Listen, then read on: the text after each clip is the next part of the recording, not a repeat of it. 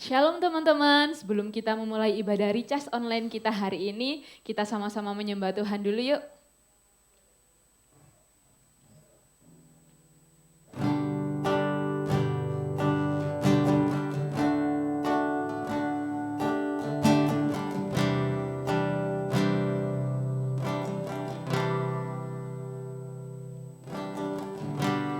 Siapakah yang dapat pisahkanku dari kasih-Mu?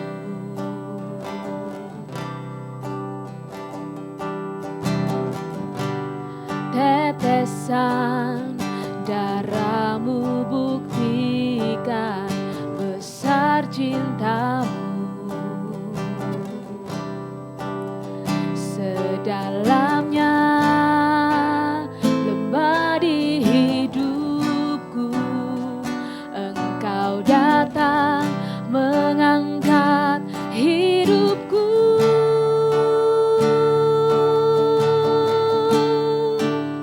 Biarlah cinta di hatiku terus menyala di dalamku, takkan pernah mampu ku jauh dari-Mu. Engkau alasanku hidup setiap musim di hidupku. Engkau ada bersamaku,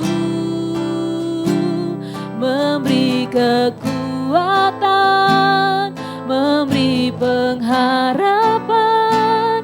Engkau segalanya bagiku.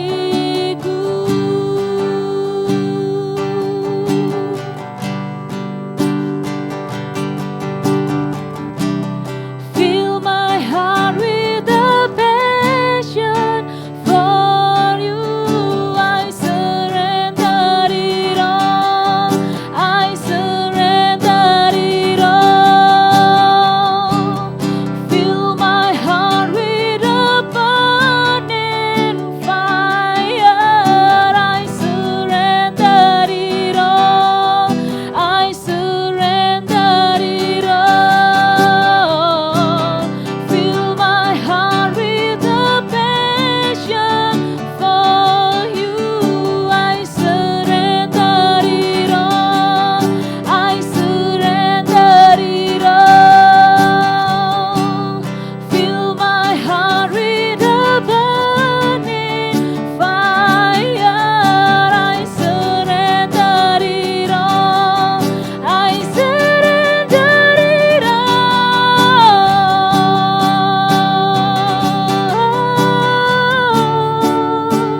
Biarlah cinta di hatiku terus menyala di dalamku, takkan pernah mampu ku jauh dari-Mu. Engkau alasanku hidup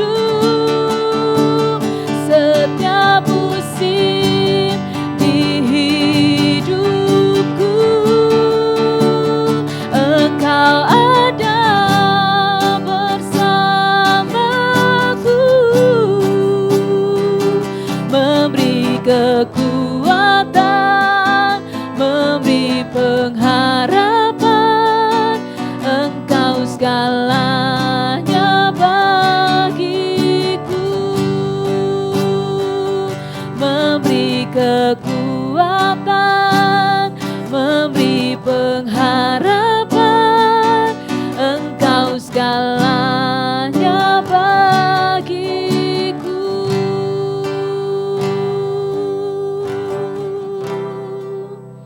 Terima kasih Tuhan, waktu kasih setiamu dalam setiap kehidupan kami. Biarlah Tuhan cintamu terus mengalir Tuhan di dalam hati kami. Biarlah apimu gak pernah padam dalam setiap kehidupan kami. Terima kasih Tuhan, kalau sebentar Tuhan kami mau mengisi kembali hidup kami dengan firman-Mu. Kami mau recharge kembali Tuhan. Apa yang belum kami dapat Tuhan, kami mau isi itu Tuhan dengan firman-Mu ya Bapa.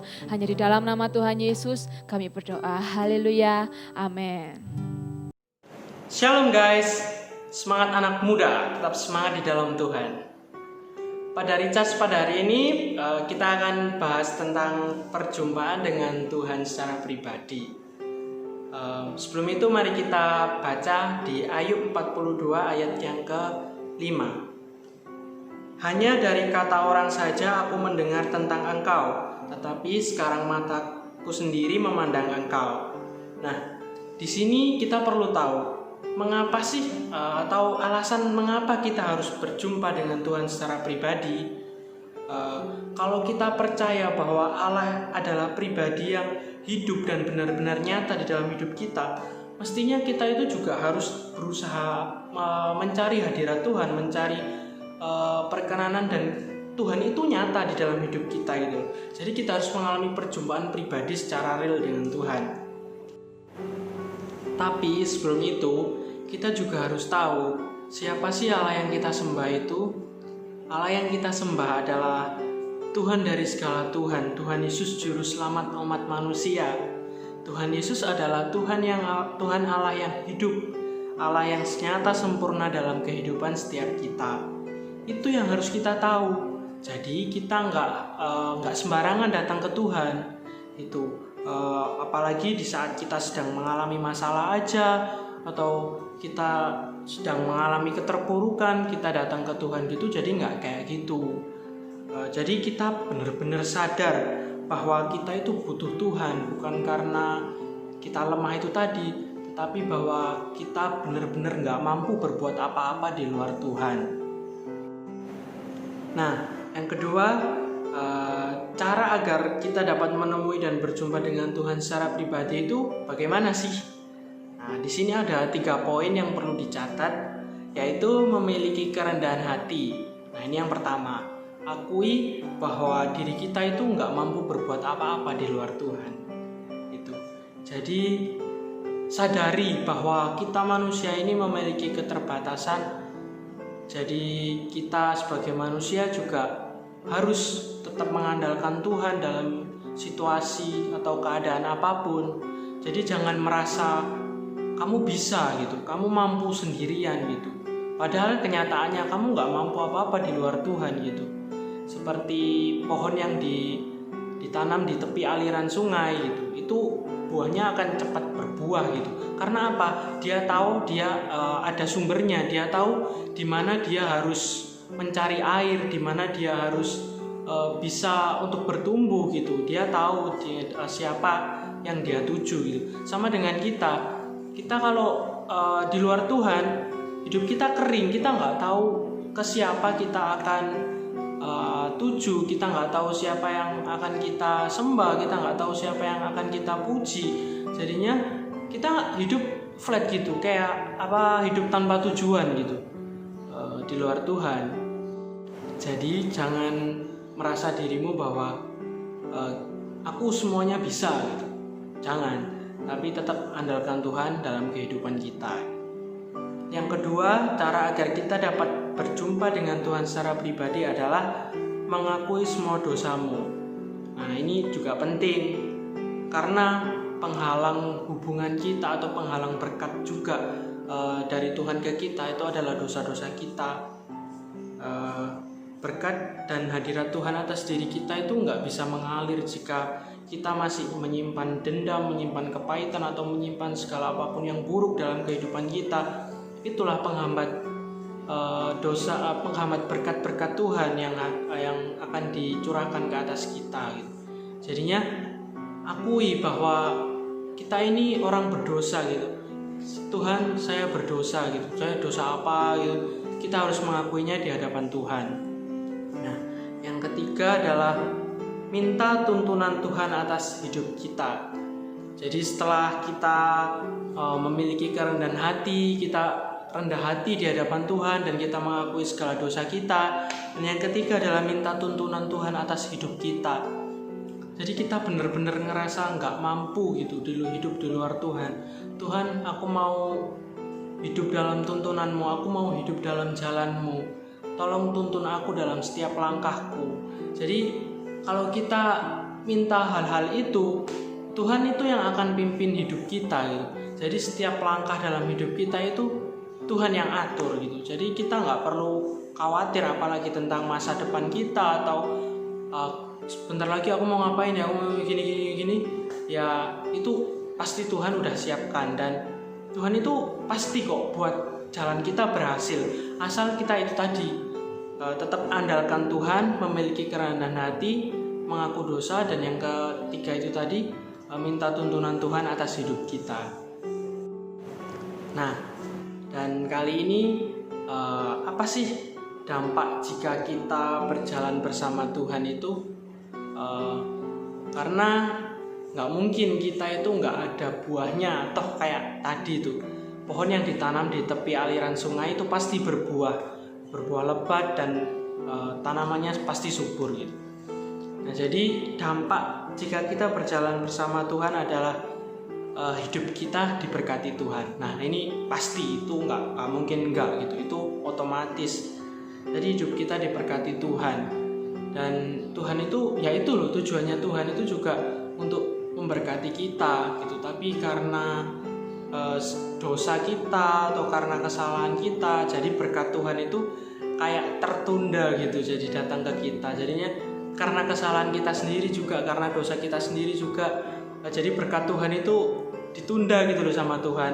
Harusnya datang di waktu sekarang, tetapi karena dosa kita, jadi Tuhan tunda untuk waktu selanjutnya, ya kurang lebih kayak gitu. Dan yang kedua, segala sesuatu pasti dibuat Tuhan berhasil. Nah, kayak tadi, setiap langkah kita, setiap apapun yang akan kita kerjakan itu pasti dibuat Tuhan berhasil. Karena apa sih? Kita berjalan bersama Tuhan gitu. Kita andelin Tuhan selalu gitu. Jadi kita nggak ngandelin kekuatan kita sendiri gitu. Bener, kita sebagai manusia harus berusaha juga gitu. Jangan cuma diam dan aku pasrah Tuhan gitu. Jangan gitu.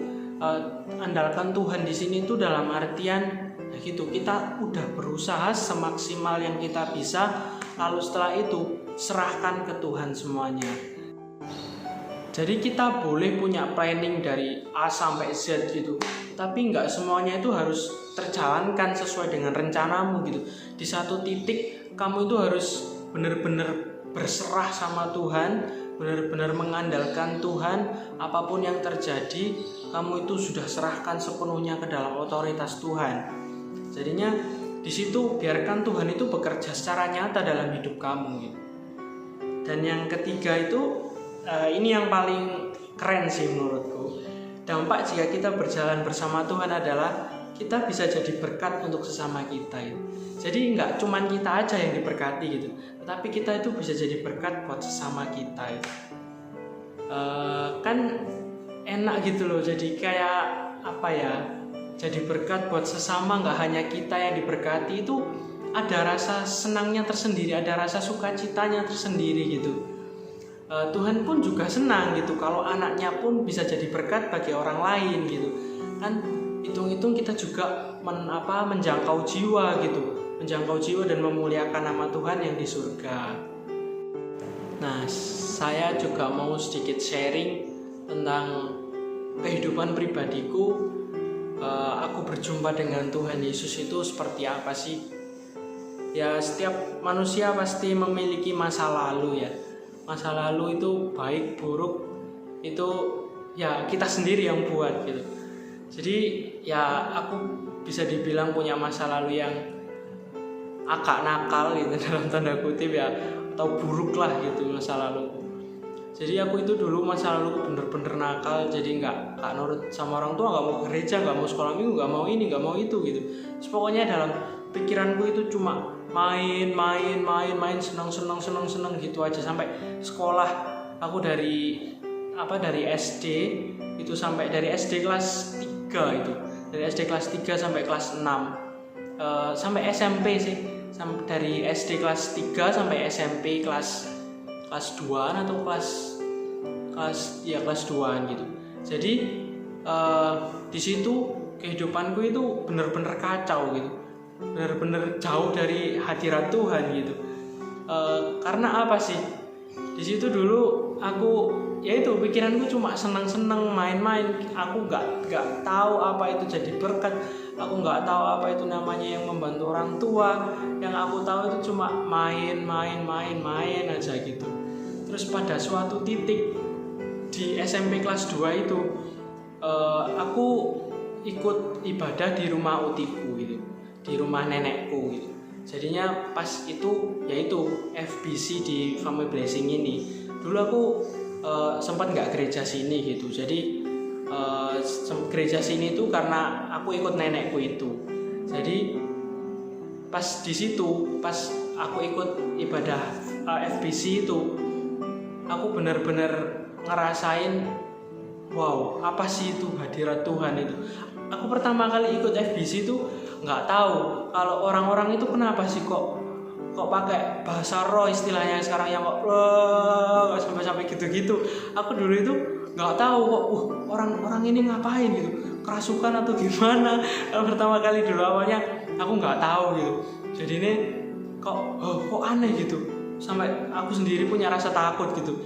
Tapi di situ bener-bener setelah aku penasaran gitu, orang-orang gini tuh kenapa sih setelah beberapa kali ikut FBC gitu. Aku di situ terdiam merenung gitu. Kayak aku nggak berdoa di sini.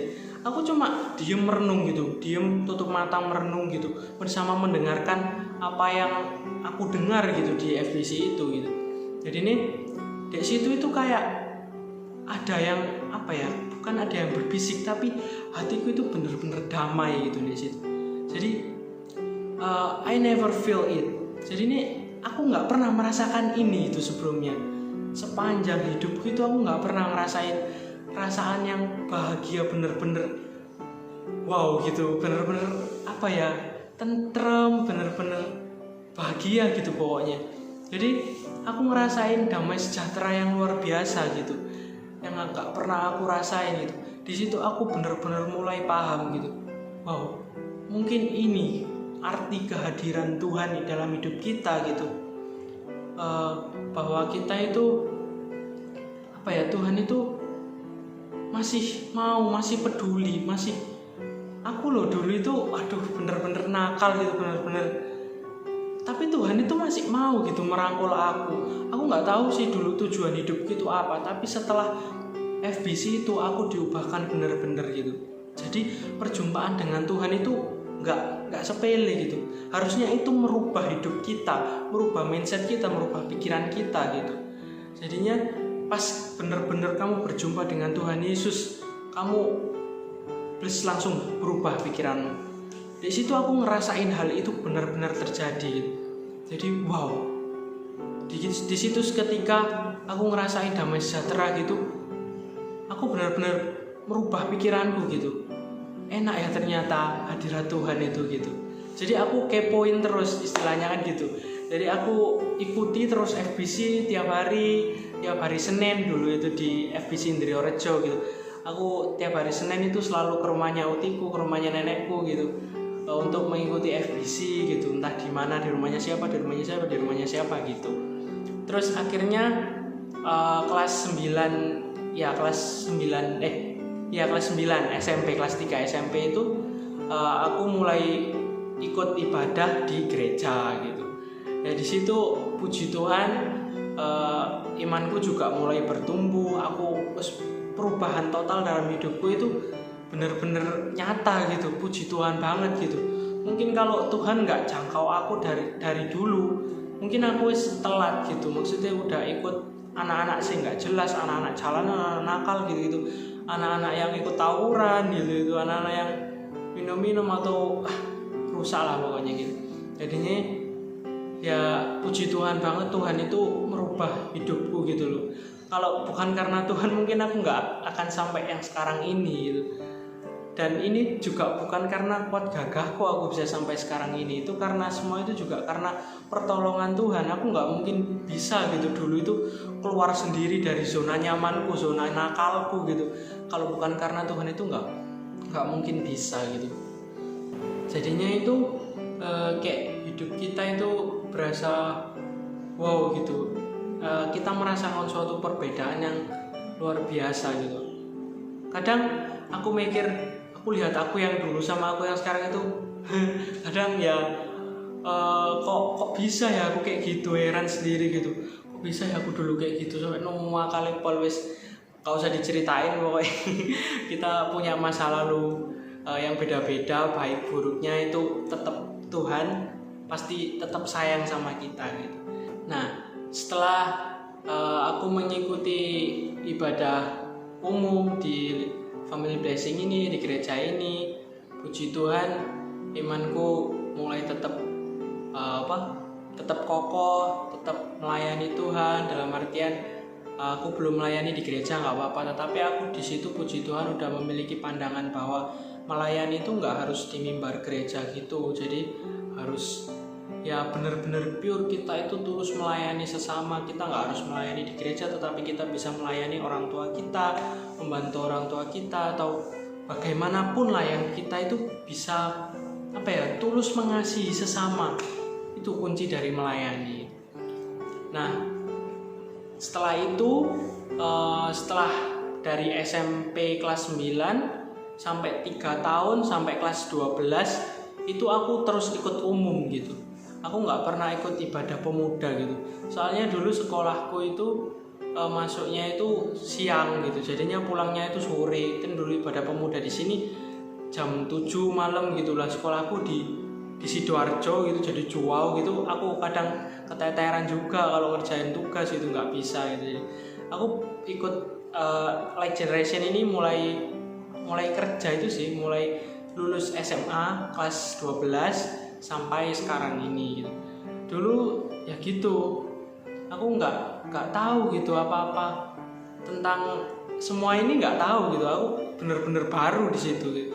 Tapi ya puji Tuhan, aku bisa sampai sekarang itu juga bukan karena kuat gagahku gitu. Aku sampai bisa melayani, aku sampai bisa, ya impianku kan dulu kan pernah aku itu bermimpi gini. Pas jadi jemaat di gereja, aku pernah bilang bahwa aku bakal duduk di kursi itu Tuhan. Di kursi itu maksudnya itu di kursi drum itu. Kan aku dulu suka main real drum di HP ini tuh. Tapi aku juga pengen gitu. Aku juga pengen Tuhan melayani di drum asli gitu. Jadi pengen pelayanan di drum asli gitu. Aku selalu berdoa gitu tiap malam sama Tuhan itu. Dan puji Tuhan, Tuhan itu ya itu loh. Aku nggak pernah bayangin gitu sampai aku bakal bisa jalan sejauh ini sama Tuhan gitu. Jadinya wow, Tuhan itu luar biasa sih bagi hidupku gitu. Ya jangan pernah tukarkan apapun lah Tuhan itu. Jangan pernah, apalagi hanya dengan pasangan hidup atau apapun itu. Jangan pernah tukarkan Tuhan dengan apapun, karena yang menjamin hidup kita itu ya Tuhan sendiri itu. Kalau kita nggak berpengharapan sama Tuhan, kita nggak minta tuntunan Tuhan, kita nggak gandol gusti istilahnya gitu, ya kita mau ikut siapa gitu. Di dunia ini cuma ada dua, Tuhan Yesus dan iblis. Udah, kita mau ikut siapa? Kalau kamu ikut iblis, sama aja kamu ikut masa lalumu gitu. Kamu nggak lihat masa depanmu bersama Tuhan gitu. Jadi ini aku sampai sekarang itu juga di masalah kerjaan gitu. Aku juga nggak pernah bayangin gitu kalau aku nggak ngandelin Tuhan. Bener-bener aku nggak, aku mungkin sekarang nggak kerja gitu. Toh aku apa sih? Aku lulusan SMA aja. Ya SMA, apalagi SMA IPA gitu. SMA IPA itu kebanyakan itu mereka itu masuk kuliah gitu. Teman-temanku itu masuk kuliah semua juga gitu. Tapi aku sendiri ya itu paling bisa ngepol kerja ya kerja pabrik gitu. Aku nggak bisa lebih dari itu gitu. Tapi ya aku tetap optimis gitu bahwa aku bisa sukses gitu. Aku bisa meraih cita-citaku gitu. Aku tahu prosesnya nggak mudah, tetapi tetap aku mau mengandalkan Tuhan dan berusaha semaksimal mungkin gitu. Jadi aku di kerjaan ini juga wow, kayak gimana ya, aku bener-bener ngerasain penyertaan Tuhan, aku bener-bener ngerasain pertolongan Tuhan dalam setiap tuntutan pekerjaan yang dikasih ke aku gitu. Ya berat sih berat gitu, tetapi tetap berpegang kembali sama Tuhan itu loh. Tadi memiliki kerendahan hati. Jadi kita itu benar-benar sadar bahwa kita itu nggak mampu apa-apa di luar Tuhan. Jadi ya puji Tuhan banget bahwa Tuhan masih sayang sama aku, masih kasihnya Tuhan itu nggak ada duanya gitu. Sampai benar-benar kadang aku ngomong gini merinding sendiri gitu. Wow, Tuhan itu benar-benar nyata gitu dalam kehidupanku gitu. Jadi apapun yang terjadi dalam hidup kita, tetap andelin Tuhan yuk. Jangan kita merasa bisa, jangan merasa kita mampu. Meskipun kita mampu, tapi di satu titik Tuhan itu bakal proses kita gitu. Bahwa kita ini benar-benar ngandelin Tuhan atau ngandelin kekuatan kita sendiri sih gitu. Jadinya sebelum Tuhan istilahnya menasihati kita secara langsung gitu, bahwa kamu itu salah dengan ngandelin kekuatanmu sendiri, karena teguran Tuhan itu benar-benar sakit gitu. Kadang kalau kita nggak ditutup gitu ya, kita itu nggak sadar gitu ya. Itu jangan sampai caranya Tuhan itu kayak gitu. Jadinya tetap mungkin puji Tuhan kalau ini ceritaku bisa jadi berkat buat kalian. Mudah-mudahan ya, saya berharap juga kita tetap selalu ngandelin Tuhan apapun yang terjadi dalam kehidupan kita. Oh ya, dan lagi jangan sekalipun datang ke Tuhan atau minta tuntunan Tuhan dikala kita punya masalah aja, kita berbeban berat, itu baru kita datang ke Tuhan, itu jangan gitu. Jadinya kita pada saat kita memiliki kerendahan hati itu, nah di situ kita justru harus mencari Tuhan, mencari hadiratnya, mencari perkenanannya atas hidup kita. Nah di situ poinnya.